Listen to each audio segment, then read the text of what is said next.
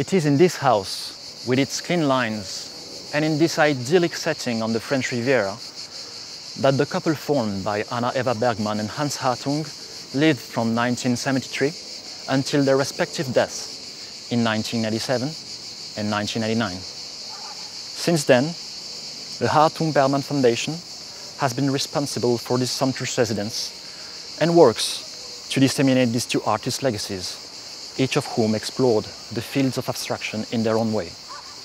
The World Art Foundation is pleased to offer its viewers a private tour of the very prestigious and very hidden Hartung Bergman Foundation.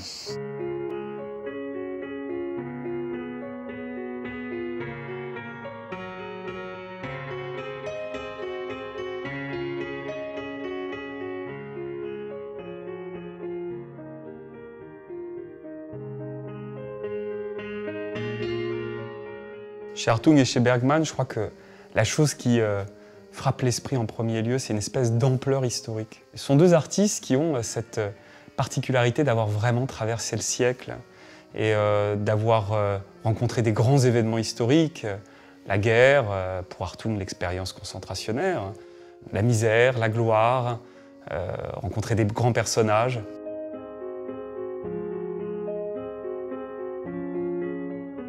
Chez Hartung, chez Bergman, certaines notions classiques, le sens de la lumière, le sens des proportions, l'efficacité visuelle et même la beauté sont au centre de leur démarche. C'est tout à fait évident.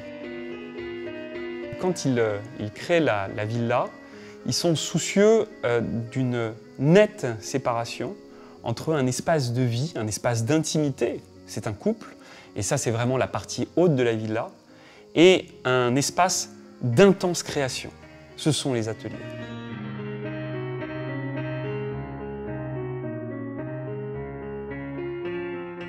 Il n'y a pas d'œuvre d'art accrochée au mur de la partie haute de la villa. Au quotidien, ils ne sont entourés ni de leurs propres œuvres d'art, ni de celles de leurs compagnons artistes, qui sont en possession d'œuvres magnifiques de Picasso, de Manieli, de Zhao Wuqi. Ça n'apparaît pas au mur. Hartung et Bergman, ils se rencontrent en 1929 et parmi les premières choses qu'ils vont faire ensemble dans leur vie de couple, il y a l'initiative de partir aux Baléares, en Espagne, et de se construire une maison. Et cette maison, donc, qu'ils construisent en 32-33, c'est vraiment le paradis de leur jeunesse. Hartung et Bergman vont se séparer en 1938, puis se retrouver 15 ans plus tard, se remarier. Et la villa d'Antibes, quand elle est élaborée, il est tout à fait évident qu'elle porte en elle le souvenir de cet Éden perdu qu'a été la villa des Baléares des années 30.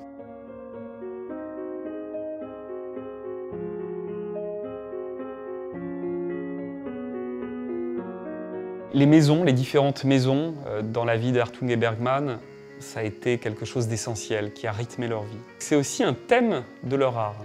En particulier chez Bergman, qui, dans une partie de sa production, eh bien, va peindre simplement des rythmes de montagne avec une crête et en ajoutant simplement un petit rectangle qui donne le sentiment d'une fenêtre, eh bien, cette montagne se transforme en maison. La peinture de Bergman est une peinture qui est beaucoup dictée par l'architecture. Donc en fait, on s'aperçoit que de la peinture à l'architecture et de l'architecture à la peinture, il y a des liens dynamiques qui sont extrêmement signifiants. Chez Hartung comme chez Bergman, je dirais qu'il y a une sorte de tropisme solaire, une passion de la lumière. Notamment chez Bergman, qu'on associe souvent à une artiste du Nord, mais dont il ne faut pas oublier que l'utilisation de la feuille de métal dans son œuvre est en fait complètement liée aux effets de luminescence, à la lumière.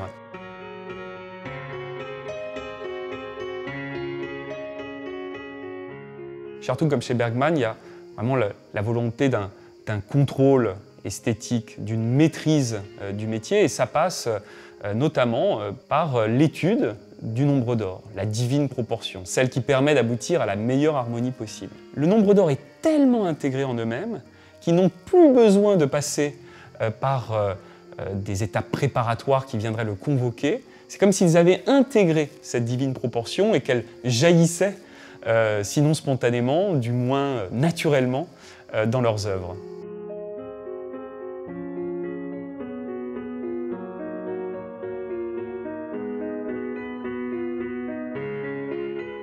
Pour Hartung, la part d'aléatoire est essentielle.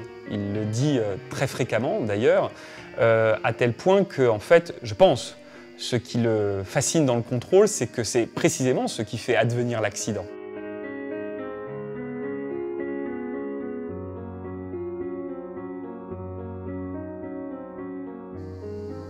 Hartung a eu une pratique de la photographie qui a été compulsive tout au long de sa vie. Et évidemment, la villa d'Antibes est un terrain de jeu extraordinaire pour des prises de vue.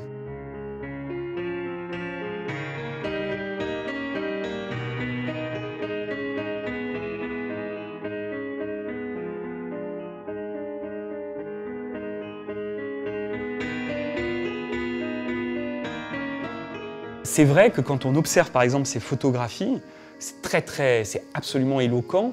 Son regard se pose absolument sur tout. Tout en soi peut devenir œuvre d'art.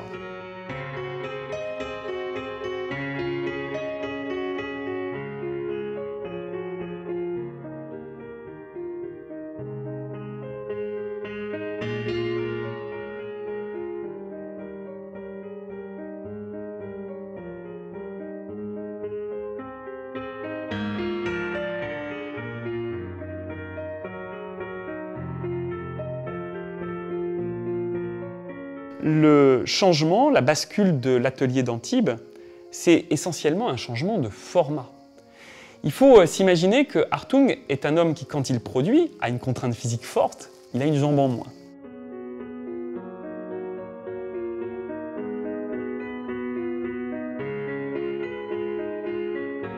À Antibes, il se construit un atelier où en plus il peut bénéficier du concours de ses assistants, où tout à coup, la peinture prend beaucoup plus d'ampleur par de très grandes séries faites à l'aide de la sulfateuse, donc des projections de peinture, et non seulement des séries qui sont quantitativement abondantes, mais également des très grands formats, en particulier des 3 mètres par 5.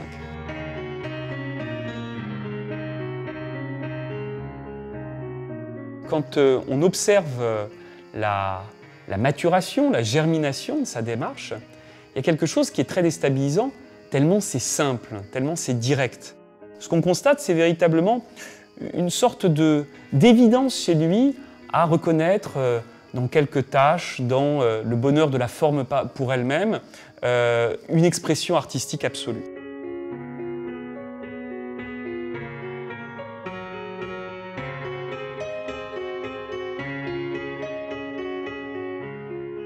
À partir de 1972-1973, quand Anna Eva Bergman s'installe ici à Antibes, je dirais que ce qui va caractériser l'évolution de son style jusqu'à sa mort en 1987, c'est l'approfondissement de la simplification formelle. Ce qui constitue une sorte d'aboutissement incontournable de cette exploration, c'est l'horizon. L'horizon, c'est au fond ce à quoi on ne peut jamais échapper. Chaque être humain est toujours soumis à une ligne d'horizon. Et pour Bergman, ça s'accompagne, elle le dit clairement, ça s'accompagne aussi d'une vision qui est plus mystique, plus métaphysique. L'horizon, c'est l'évocation d'un point, d'une zone, au-delà de laquelle ce n'est plus de l'ordre de l'humain. Je crois au fond que la peinture de Bergman ne pouvait pas tendre vers autre chose que vers cette simplification des lignes d'horizon.